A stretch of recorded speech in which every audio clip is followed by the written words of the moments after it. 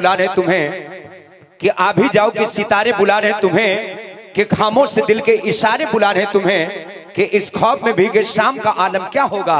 अरे सच कहता हूं तुम्हारे सुनने वाले बुला रहे हैं तुम्हें। तो आइए स्वागत करते हैं थोड़े से म्यूजिकल धुन के साथ। आप हैं शिवानी प्रिया जी का स्वागत करते हैं और अब इनके माध्यम से गीत और संगीत का प्यारा सा दौर चलेगा।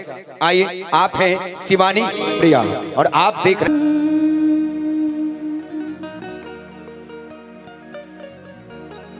बदरिया से बरसो घटा बन के छाओ,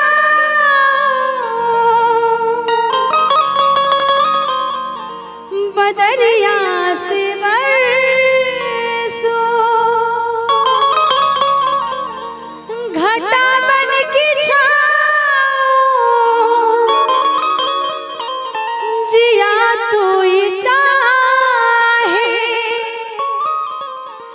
तो ही अंग लगाओ, लाजी ने गोरी मोरी, लाजी ने गोरी मोरी